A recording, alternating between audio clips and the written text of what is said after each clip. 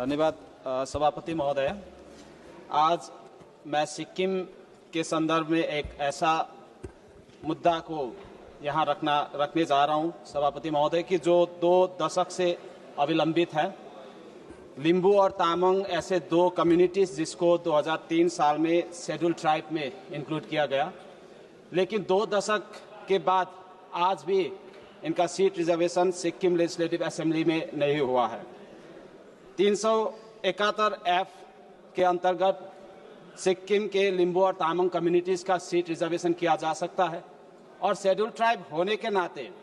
Article 332 भी mandate करता है कि शेड्यूल ट्राइब को सीट रिजर्वेशन मिलनी चाहिए। सभापति महोदय, इस 18th लोकसभा के शुरू से ही गोवा के संदर्भ में शेड्यूल ट्राइब को सीट रिजर्वेशन देने के लिए readjustment of representation of schedule tribes in the assembly of Goa, इसको ऑलरेडी हाउस में रखा गया है और इसको पास करना अभी जो बाकी है।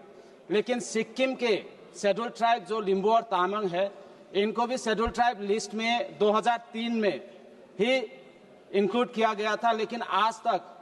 रीएडजस्टमेंट का कोई बात नहीं हुआ। सभापति महोदय, हम यही रिक्वेस्ट करना चाहते हैं आपके माध्यम से सरकार से कि 371 F और 332 आर्टिकल के अंतर्गत भूटिया लेप्चा के सीट, संघ के सीट और शेड्यूल्ड कास्ट के सीट को पुनः सुरक्षित रखते हुए लिम्बू और तामांग के लिए भी सीट रिजर्वेशन किया जाए और रिप्रेजेंटेशन ऑफ पीपल्स एक्ट को अमेंडमेंट करके लिम्बू और तामांग शेड्यूल्ड ट्राइब के लिए